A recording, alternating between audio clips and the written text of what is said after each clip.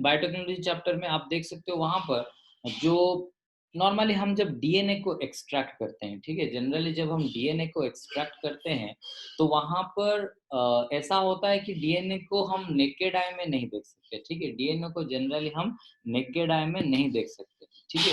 तो उसको क्या करना पड़ता है कि पहले डीएनए को कलेक्ट करो सेल से कलेक्ट करने के बाद उसको मतलब सेल को ब्रेक डाउन करके साइटोप्लाज्म वगैरह उसमें से बाहर निकालो डीएनए को। फिर डीएनए को हम क्या करते हैं, ब्रोमीन सॉल्यूशन में रखते हैं, ठीक है? डीएनए को generally we provide the bromine solution, ठीक है? और ब्रोमीन सॉल्यूशन में रखने के बाद उसको फाइनल सर हाँ, सर पॉसिबल है सर डीएनए निकालना इससे? हाँ, ऑब्वियसली इट्स पॉसिबल। बहुत ही मतलब वो अरे डेफिनेटली सोचो कि डीएनए फिंगरप्रिंटिंग वगैरह होता है ना, तो क्रोमोसोम कलेक्शन, डीएनए कलेक्शन होता है ना, कैसे होता है फिर? ठीक है, इवन इफ डीएनए क्लोनिंग वगैरह होता है, बायोटेक्नोलॉजी प्रोसेस में हम क्रोमोसोम का सीक्वेंस वगैरह भी चेंज कर पाते हैं, ठीक है? तो होता है तो डेफिनेटली हम कर पाएंगे, ठीक है? That's not a matter. तो हाँ, तो मैं क्या बोल रहा था कि जब डीएनए को हम कलेक्ट करेंगे सेल से निकाल के, तो उसको जब आप क्या करोगे, ब्रोमीन सॉल्यूशन में रखोगे, ठीक है? जब आप क्या करोगे, उसको ब्रोमीन सॉल्यूशन में डालोगे, तो ब्रोमीन के साथ साथ उसके ऊपर क्या करो कि हाँ, ब्रोमीन पहले डालो और उसको यूवी लाइट डाल दो उसके ऊपर, ठीक है? वो एनसीईआरटी में कंप्लीटली है, जिसका भी बायोलॉजी है आप डेफिनेटली पढ़ोगे कि डीएनए एक्सट्रैक्टेड डीएनए को हम कैसे देखेंगे ना, जो भी एक्सट्रैक्टेड डीएनए है उसको हम क्या करते हैं, वो जो भी टेस्ट ट्यूब के अंदर डाल के उसमें ब्रोमीन डालते हैं और ब्रोमीन के ऊपर हम यूवी रेडिएशन डालने से वी कैन सी और we can watch over the nucleic acids, ठीक है? मतलब जो ब्रोमीन होता है वो कलराइजेशन कर लेता है न्यूक्लिक एसिड या फिर जो डीएनए आरएनए है, उसको वो कलराइजेशन कर लेता है, वो थोड़ा सा ऑरेंजिश कलर होता है, ठीक है? तो उसको वो कलराइजेशन कर लेता है डीएनए और आरएनए वगैरह को, ठीक है? So finally, bromine can also possess some color, that is orange color in the presence of ultraviolet radiation. दूसरा चीज ये है कि ये तो हो गया आपका ब्रोमीन और आयोडीन थोड़ा बहुत कलर शो करते हैं।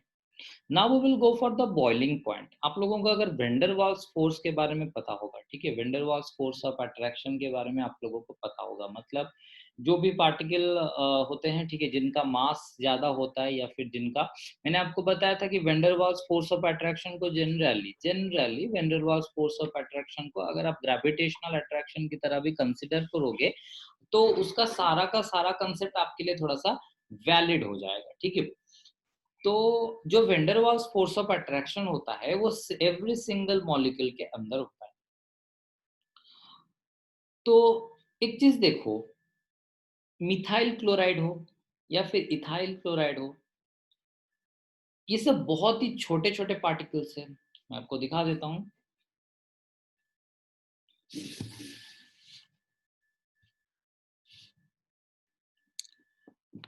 जो CH3Cl या फिर C2H5Cl, ये बहुत ही छोटे छोटे पार्टिकल्स हैं। Definitely these are very minute particles, मतलब बहुत ही कम साइज है। तो अगर हम एक वेसल में CH3Cl रख लिए, अगर हमने एक वेसल में CH3Cl और CH3Cl दो चीज दो रख लिए, तो डेफिनेटली यहाँ पर होगा क्या कि इन लोगों के अंदर van der Waals force of attraction होगा, जो कि हर कोई मॉलिक्यूल के अंदर होता है। And you know that van der Waals force of attraction,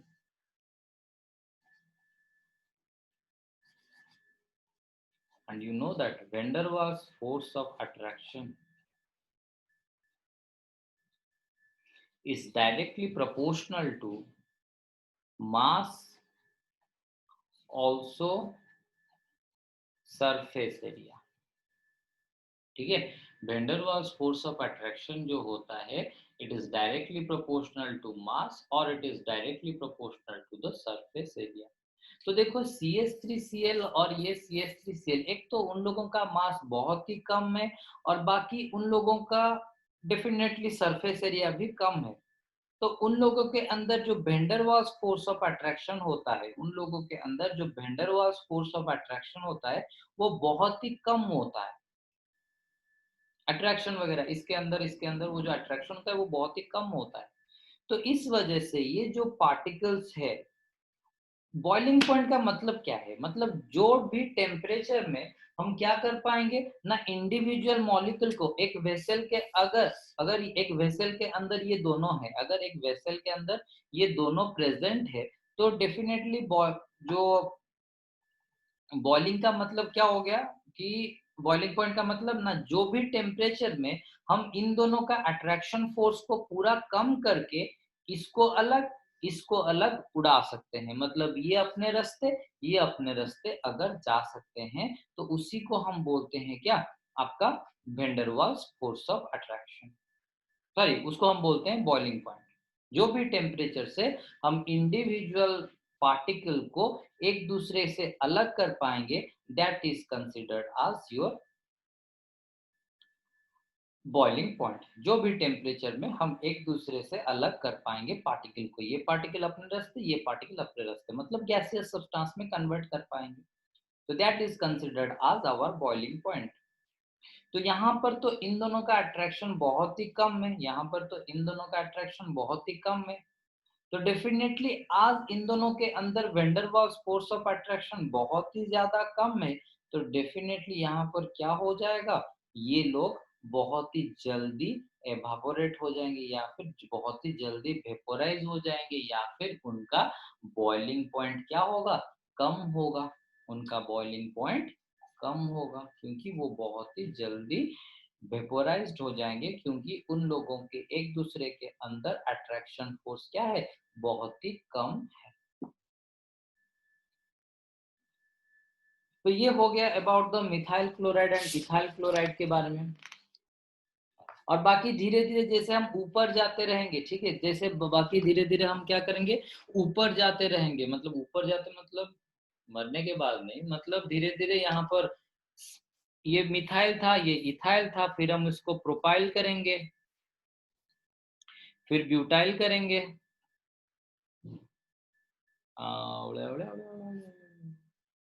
ठीक है, फिर पेंटाइल करेंगे, फिर हेक्साइल करेंगे।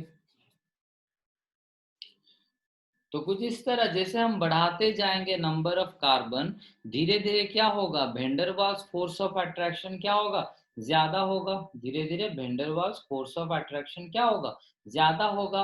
आज van der Waals force of attraction increases, आज van der Waals force of attraction increases, और आज van der Waals force of attraction will increase, जैसे कि धीरे धीरे वेंडरवाल्स फोर्स ऑफ अट्रैक्शन बढ़ जाएगा, तो होगा क्या ना, डेफिनेटली धीरे धीरे वो लिक्विड में कन्वर्ट हो जाएंगे, उसके बाद धीरे धीरे सॉलिड में कन्वर्ट हो जाएंगे। ये मैंने आपको हाइड्रोकार्बन चैप्टर में फर्स्ट ईयर में भी समझाया था कि धीरे धीरे अट्रैक्शन फोर्स बढ़ने से ऑब्वियसली अट्रैक्शन फोर्स कम है, तो ये गैस है, ये गैस है, मतलब ये गैस, लेकिन जब अट्रैक्शन फोर्स क्या है, ज्यादा हो गया, ठीक है, अगर अट्रैक्शन फोर्स ज्यादा हो गया तो धीरे धीरे वो लिक्विड होंगे, और भी ज्यादा हो गया तो they will converted into the solid. ठीक है, आ गया आपको समझ में? ठीक है, नेक्स्ट हम आएंगे, देखो, तो धीरे धीरे गैस, गैस से लिक्विड, फिर लिक्विड से क्या हो जाएगा, सॉलिड में हम कन्वर्ट। अच्छा, तो जो सॉलिड सब्सटेंस होता है वो एक्चुअली ऐसे पूरा, मतलब ये आईफोन की तरह सॉलिड नहीं होता, ठीक है, ये सॉलिड मतलब कुछ इस तरह होता है कि आपने मटन वगैरह खाया होगा, मटन चिकन जो भी खाया होगा, आप में से तो कोई वेजिटेरियन नहीं है, ठीक है, मुझे जहां तक मालूम है, ठीक है, जितने भी आपको कोई भी वेजिटेरियन नहीं है, तो ओब्वियसली, तो आपने देखा होगा मटन चिकन वगैरह का जो फैट निकलता है ना, जो चर्बी निकलता है ना, ठीक है, those are nothing but the large chain of hydrocarbon, sorry, large chain of carboxylic acid, मतलब बहुत ही कार्बन 16, कार्बन 18, कुछ इस तरह, इतना नंबर ऑफ कार्बन इकट्ठा हो के 18 कार्बन, 19 कार्बन, 20 कार्बन का ऐसे चेन बन के वो जो आपका फैट है वही बनाते हैं, ठीक है। तो एक्चुअली वो हम उसको कंप्लीटली सॉलिड नहीं बोल पाएंगे, दैट इज एक्चुअली, उसको हम बोल पाएंगे कि इट इज, मतलब कंप्लीटली सॉलिड ना बोल के हम उसको बोल पाएंगे इट इज सेमी फ्लूइड या फिर semi solid type of substance, ठीक है। तो it is can be considered as semi solid type of substance, ठीक है। तो जो भी हो, धीरे धीरे वेंडरवाल्स फोर्स ऑफ अट्रैक्शन बढ़ता है और धीरे धीरे वो गैसियस से लिक्विड, लिक्विड से सॉलिड में कन्वर्ट होते हैं। नेक्स्ट हम आते हैं कि ये जो हालो अल्केन्स है वो उसके करेस्पॉन्डिंग अल्केन से, माइंडफुली सुनो, एक हालो अल्केन उसके करेस्पॉन्डिंग अल्केन से ज्यादा बॉइलिंग पॉइंट बियर करेंगे या फिर कम बॉइलिंग पॉइंट बियर करेंगे, such as CH3Cl and CH4। ठीक है, मैं ये दोनों को कंपेयर करता हूँ। ठीक है, CH3Cl एंड CH4।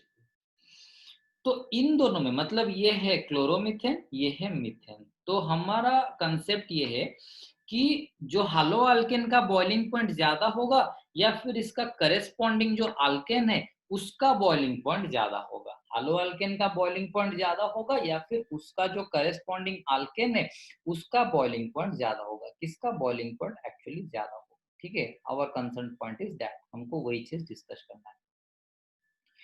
तो मैंने एक चीज बताया कि van der Waals force of attraction depends upon the mass under the surface area.